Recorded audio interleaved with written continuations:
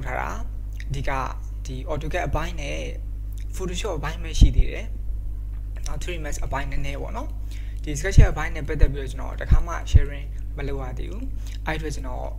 sharing စာပြီးလုပ်ပေးခြင်းတယ်ပေါ့နော်စာချင်း sharing လုပ်ပေးမှဖြစ်တဲ့အတွက်ကျွန်တော်ဒီintroduction အပိုင်းပဲကျွန်တော်စပြောမယ်နော်ဒါကျွန်တော် SketchUp ပြန်ပေးလိုက်မယ်နော်ဒီမှာသုံးမှာတော့ကျွန်တော်တို့ SketchUp version 2020ပေါ့နော် latest version ကိုသုံးမယ်တကယ်လို့ software လိုတယ်ဆိုလို့ရှိရင်ကျွန်တော် download link တွေကိုဒီ live ပြီးသွားတဲ့အချိန်မှာချက်ချင်းတော့ကျွန်တော်မဖြတ်သေးပါဘူးနော်ချက်ချင်းတော့ live ကိုကျွန်တော်မဖြတ်သေးပါဘူးနော်တကယ်လို့အချိန်မရအချိန်တော့မရဘူးလေ့လာခြင်းနဲ့ဆိုတဲ့သူတွေ live မမိလိုက်တဲ့သူတွေပြန်ပြီးလေ့လာလို့ရအောင်ပေါ့နော်ချက်ချင်းတော့ကျွန်တော်မဖြတ်သေးပါဘူးနော် download တွေဆွဲခြင်းလည်းဆွဲထားလို့ရပါတယ် okay နော်တကယ်လို့ software လိုအပ်တယ်ဆိုလို့ရှိရင်တော့ကျွန်တော်ဒီ video ရဲ့description မှာ link တွေထည့်ပေးသွားမယ်ဒါမှမဟုတ်လည်းကျွန်တော်ဒီ software အရင်တော့တင်ပေးထားတဲ့ link တွေရှိတယ်အဲဒီ post link ကိုကျွန်တော်ဒီ comment မှာဖြစ်ပေါ့နော် paste လုပ်ပေးထားမယ်နော် okay စပြီးတော့ sharing လုပ်တော့အခုကြည့်နေတဲ့သူတွေထဲမှာ SketchUp သုံးတတ်တဲ့သူတွေလည်းပါလိမ့်မယ်လုံးဝမသုံးသေးဘူးအခုမှစသုံးမဲ့သူတွေလည်းပါလိမ့်မယ်အဲဒီတော့ကျွန်တော်ဒီ basic ကပဲနော် intro ပဲစပြီးပြောသွားမယ်ပထမဆုံးကျွန်တော် SketchUp 2020ကိုနော်2020ဆိုတဲ့နေရာမှာကျွန်တော်အခုသုံးတာဝယ်သုံးတာမဟုတ်ပေမဲ့ Pro version ကိုသုံးတာနော် SketchUp 2020 Pro ကိုသုံးတာအဲ့တော့ Pro နဲ့ ရိုးရိုး version တွေကတော့မတူဘူးသူကနော် Sandbox တို့ကျွန်တော်တို့ဒီ Solid Tools တို့ပေါ့နော်အဲ့ဘိုင်းတွေတော့သူက Pro မဟုတ်လို့ရှင်မပါဘူးလို့ပြောတယ်ကျွန်တော်တို့ရိုးရိုး version တော့မသုံးဘူး Pro ပဲသုံးတယ် Okay ကျွန်တော်ဒီမှာ Double click နဲ့ဖွင့်လိုက်ပြီဆိုလို့ရှိရင် SketchUp version 2019 ရစပြီးတော့ interface ကနည်းနည်းလေးပြောင်းသွားပြီသူကနော်နည်းနည်းလေးပြောင်းသွားပြီအခုဒါတော့2020ပေါ့လေဘာတွေစတွေ့ရမလဲဆိုတော့နော်သူရဲ့ welcome dialog box လေးမှာကျွန်တော်တို့ template တွေတွေ့ရမယ်အပေါ်မှာသူက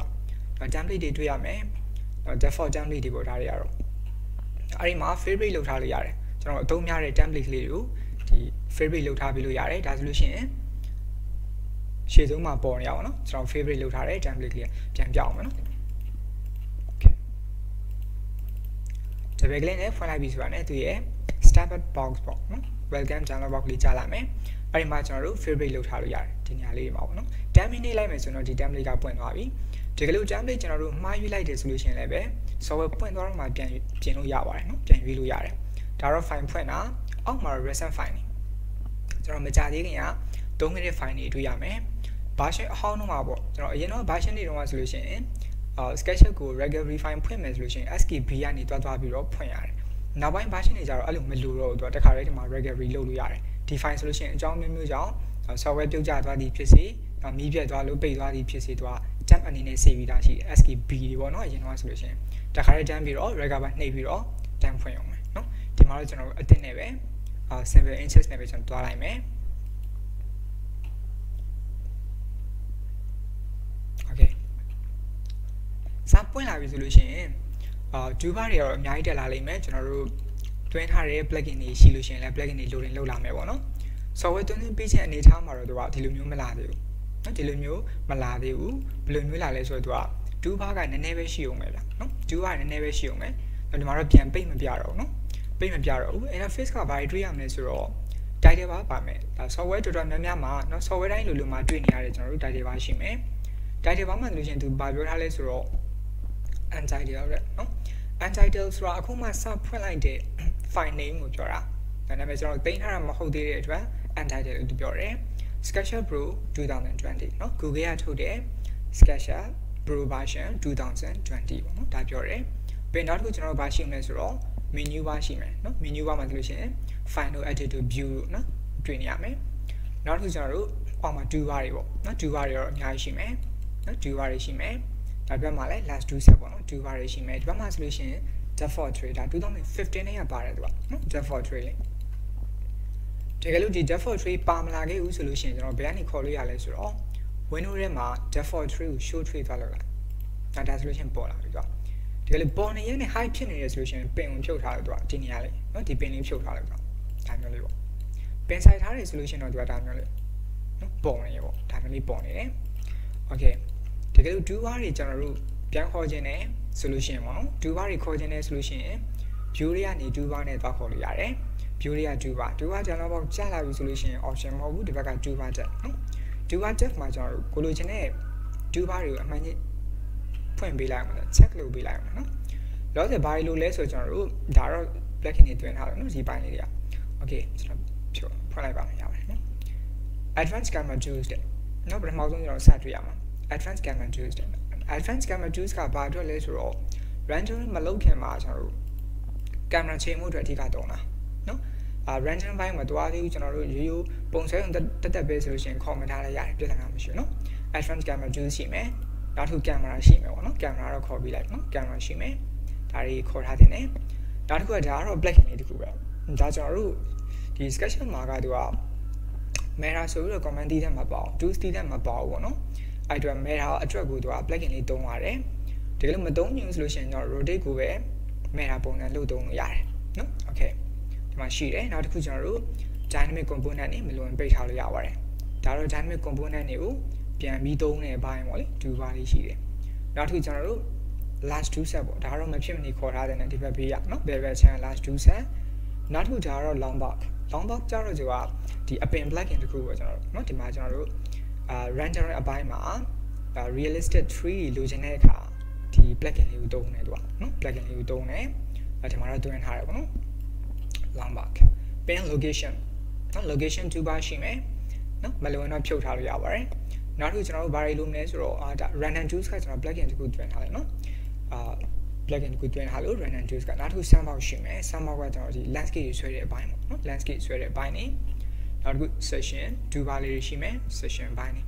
နော် session တွေဖြတ်လို့ရဖို့အတွက်နော်နောက်တစ်ခုအရေးတွေချဖို့အတွက် share rule တွေရှိတယ်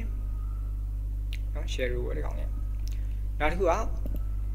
ဒါလည်း plugin တွေပဲနော် solar node တို့ပါတော့အရင်ကတော့ solar node က default ပါတယ်အခုမပါတော့နော် plugin နဲ့ပြန်သုံးရတယ်solid inspector တို့ဘာလို့ဆိုလို့ရှိရင်ကျွန်တော် modeling ဆွဲတဲ့အချိန်မှာ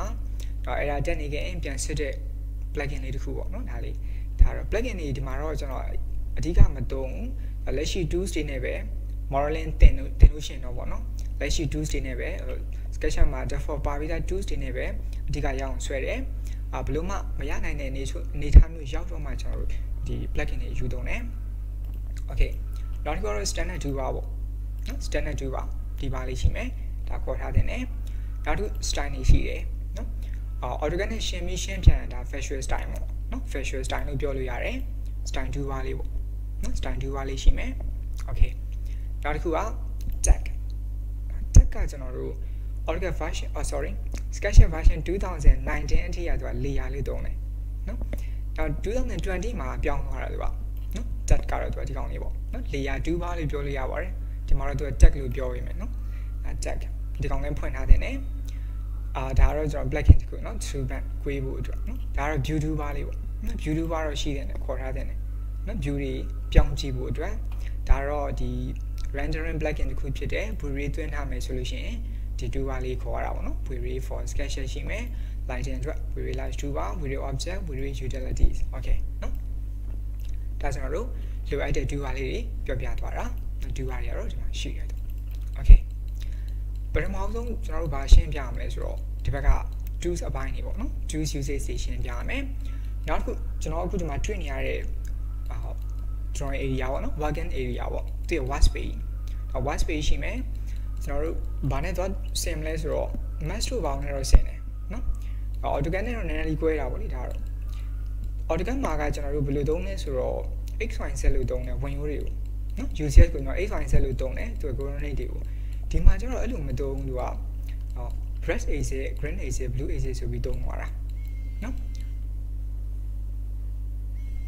sorry ပါ phone ရနော်ဒါ red axis green axis blue axis လို့သုံးတယ် red axis ကျတော့သူကကျွန်တော် x ကိုစားပြုတယ်green axis ကျတော့ y နော် blue axis ကျတော့ z ပေါ့လေနော်လေသုံးသွားလို့ရတယ်သူကတော့ဒီမှာ x y z လို့မပြောဘူး red axis green axis blue axis လို့သုံးသွားတယ်နော်ဒါလေးရှိမယ်ကျွန်တော်offset လှည့်တာက wheel နဲ့လှည့်တာပါကျွန်တော်နော် offset လှည့်တာက wheel နဲ့လှည့်တာ wheel ကိုဖိလှည့်ရုံပဲသူက shift နဲ့ wheel နဲ့ဆိုလို့ရှိရင်ဒါပန်တော့ကျွန်တော်တို့နော် shift နဲ့ wheel နဲ့ဆိုလို့ရှိရင်သူကနေရာရွှေ့တာနော်object ကိုရွှေ့တာမဟုတ်မြင်ကွင်းကိုရွှေ့တာနော်မြင်ကွင်းကိုရွှေ့တာဒါမျိုးလေးပေါ့နော်ဒါလေးရှိပေးတယ်အချုံချက်ကတော့ scroll wheel ကိုလှုပ်ရုံပဲနော်ဒါလေးရှိပေးတယ်သူ okay ဒါဆိုကျွန်တော်တို့ juice လေးစပြောအောင်နော်လောလောဆယ်ကျွန်တော် line 2လေးစပြောအောင်နော် line 2လေးပေါ့ sorry okay နော် line 2လေးပြောမယ်ဆိုတော့ကျွန်တော်တို့ AutoCAD မှာဆိုလို့ရှိရင် L enter ကိုဒီမှာ enter ရိုက်စီအောင်လို့ L ပဲသူကshortcut က L ပဲသွားပြီး click နှိပ်လဲရတယ် line ရိုက်ထည့်လိုက်လေရတယ်နော်ကျွန်တော်ဒီမှာ key stroke လေးတွေတော့ပြထားတယ်နော်ဒီကနေ demo တွေပါလိုက်ကြည့်ရ screen လေးအောင်မှာပြတယ်နော် line ပေါ့ L ပေါ့ L နှိပ်လဲရပြီတော့နော်ပြီးတော့ကျွန်တော်တို့ summit ကလေးချတယ် sorry ကျွန်တော်မပြောရသေးနော်အောက်မှာကျွန်တော် measurement box ရှိတယ် stated bar လေးအောက်မှာသူကဒီညာဘက်တောက်မှာပေါ့နော်ညာဘက်အောက်တောက်မှာကျွန်တော်တို့ measurement box လေးရှိတယ်ဒီမှာကျွန်တော်တို့ရိုက်လိုက်တဲ့အတိုင်းအတာတွေကိုဒီမှာပြပေးမှာသူကဒီနေရာလေးမှာနော်တစ်ချက်ကြည့်ရတယ်ဒီ stated ကတော့ရွေးထားတဲ့ tools ပေါ်မူတည်ပြီးတော့သူကဆက်လုပ်ဖို့အတွက်ပေါ့နော် option လေးပေးနေရတော့ command ပေးနေရပေါ့ okay line ဆွဲမယ် line အတွက် L ကိုယူလိုက်တယ် summit ကလေးချတယ်ကိုသွားမဲ့ direction ပြကျွန်တော် red exit သွားချင်တာလားဒါမှမဟုတ် green exit လား blue exit လားပြပေးဦးမယ်တော့ကျွန်တော် red exit သွားချင်တယ် red direction တိုင်းပြလိုက်တယ်ပြီးတန်ဖိုးရိုက်ထည့်မယ်ဒီမှာရိုက်မယ်နော်ဒီနေရာလေးမှာရိုက်မယ်တစ်ချက်ကြည့်အောင် red exit ရပြီဆိုကျွန်တော်10ရိုက်ရှင်တယ်ပေါ့10 enter okay 10 enter နော်ဘာ10လဲပေါ့အခုရိုက်လိုက်တာကျွန်တော်တို့စင်တီမီတာလားမီလီမီတာလား inches လားကြည့်ချင်တယ်နော်ဒါဆိုတော့ကျွန်တော်တို့အဲ့လိုတီးဖို့အတွက်ဆိုလို့ရှိရင်တော့ unit တွေတစ်ချက်သွားစစ်ကြတော့မှာနော်အဲ့တော့ unit တွေစစ်စီအောင်unit စစ်မယ်ဆိုလို့ရှိရင်ကျွန်တော်တို့ SketchUp မှာ option နှစ်ခုရှိမယ် window ထဲမှာကျွန်တော်တို့ preference နဲ့ model info ဆိုတာရှိတယ်နော်ဘာကွာလဲဆိုတော့ preference ဆိုတာကဒီ software တစ်ခုလုံးရဲ့ option model info ဆိုတာကဒီ file ရဲ့ option နော် file နဲ့ပတ်သက်တဲ့ setting တွေပြင်နေတယ်ဆိုလို့ရှိရင်ကျွန်တော် model info မှာပြင်လို့ရတယ် preference ကတော့ဒီ software နဲ့ဆိုင်တဲ့ setting နော်အဲ့အတွက်အခုပြင်မှာ unit ဖြစ်တဲ့အတွက်ကျွန်တော်တို့ define ရဲ့ define နဲ့ပတ်သက်တဲ့ setting ပေါ့နော်အဲ့အတွက်ကျွန်တော်ဘယ်မှာဝင်ပြင်ရမလဲ model info မှာပြင်ရမယ်နော် model info မှာကျွန်တော် unit ကိုတစ်ချက်စစ်မယ် unit ပိုင်းတခုချင်းကတော့နောက်ပိုင်းကျွန်တော် sharing လုပ်ပေးသွားမယ်တခုချင်းပေါ့နော်ဒီမှာအခု sharing လုပ်တာကကျွန်တော်ဒီ basic ကနေစမယ်ဒီစနေနေ့တိုင်းမှာကျွန်တော် sharing လုပ်ပေးမယ်online class လေးရှိပြီမဲ့နော်မတူအောင်ကျွန်တော် sharing လုပ်မှာပါနော်free sharing လုပ်လို့နော်ခြံထားမယ်တော့မဟုတ်ဘူးကျွန်တော်တည်တဲ့လောက်ကို sharing လုပ်ပေးသွားမှာနော် okay ထားတော့နော်အခုသွားမှာကျွန်တော် unit ပိုင်းပါနော် unit ပိုင်း okay နော် unit ပိုင်းမှာ2020မှာက option တော်တော်များလာတယ်နော်ဘာရှင်းအနေသုံးမှုတဲ့သူဆိုပို့တည်တယ်နော်ဒီ interface ကတော့2019 ထိကိုသူက unit ကတည်းကအများကြီးပေးမပြင်သေးဘူးเนาะဒီမှာဆိုလို့ရှိရင်ကျွန်တော်တို့2020မှာ unit ပိုင်းဝင်လိုက်ပြီဆိုတာ ਨੇ အပေါ်မှာ format ဘယ် format ကိုကျွန်တော်သုံးမှာလဲပေးလက်မကိုသုံးမှာလား engineering သုံးမယ် archi ဆိုလို့ရှိရင်ဘိုင်းကလေးနဲ့တွားတာပေါ့သူကတော့เนาะပေးလက်မအောင်မှာတော့အဲ့အတွက်ဒီမှာပေးလက်မသုံးမယ်ဆိုရင်ကျွန်တော် archi နဲ့သုံးတာပိုအဆင်ပြေတယ်เนาะ architecture ရွေးလိုက်တယ် pin display precision ကိုဘယ်လောက်ထိသွားမလဲ online system လားเนาะဒါကျွန်တော်တို့ဆွဲတဲ့ပုံပေါ်မူတည်ပြီးတော့ precision ကိုဖြတ်သွားလို့ရတယ်เนาะဒီမှာတော့ online system ထားလိုက်မယ်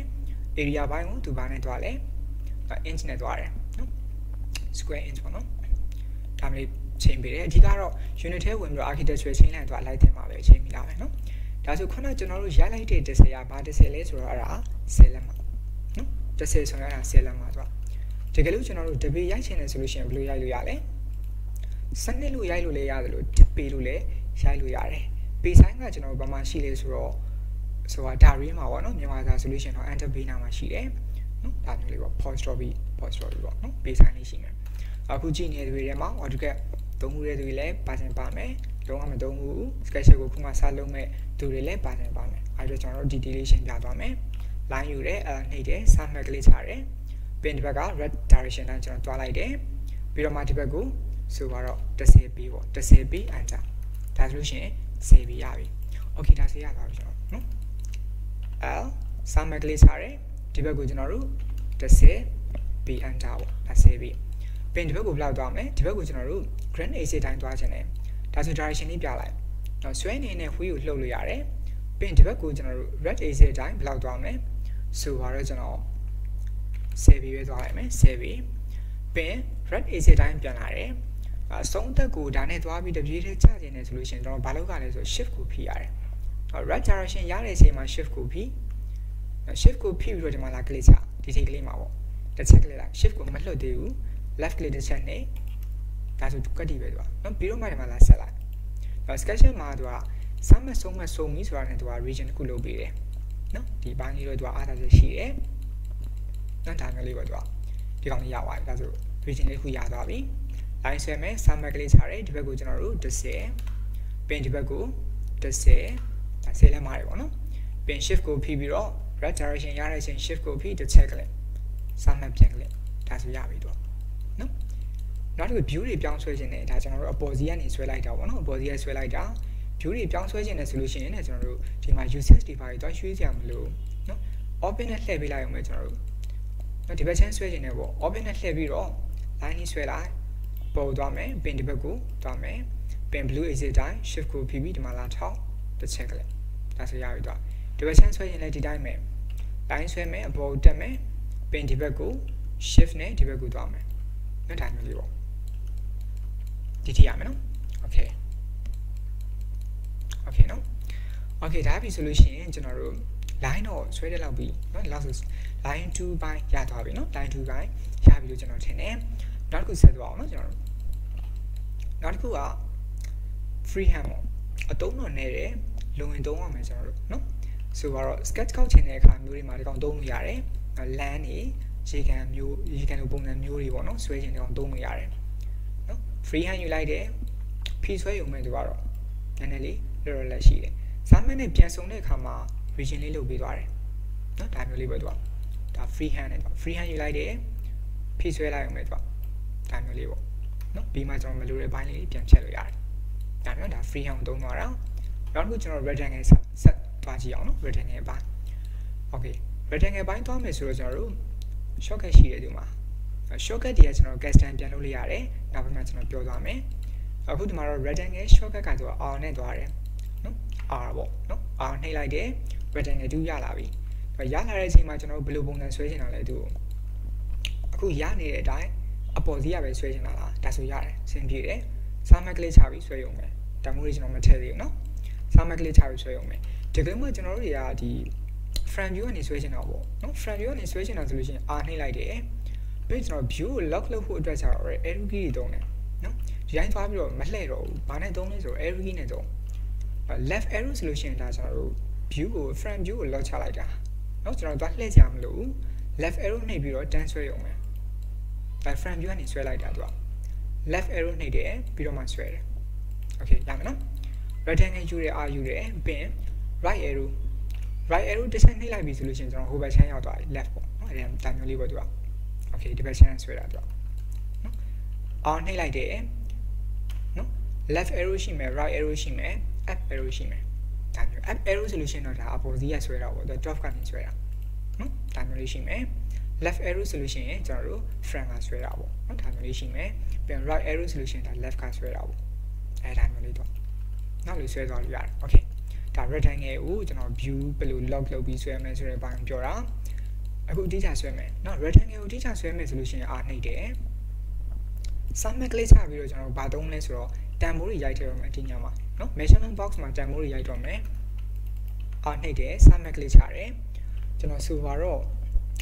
120ပတ်လေးထားခြင်းနဲ့10ပြီပေါ့နော်120 120 အတီပါတွေသွားခံရအောင်လို့ကျွန်တော် order ကလေးနော်ဒါဆိုသူရပြီဒါ10ပြီပတ်လေးလေးပေါ့နော်10ပြီပတ်လေးရပြီအဲ့တော့မှကျွန်တော် front ကနေဆွဲချင်တာ R နှိပ်တယ် left arrow နှိပ်တယ်ပင် summary ကလေးချတယ်120 120 enter ဒါဆိုလို့ရှိရင် front view ကနေသူက120ပတ်လေးလေးဆွဲပြီးသွားတာသူကဒီကြည့်ရမယ်နော်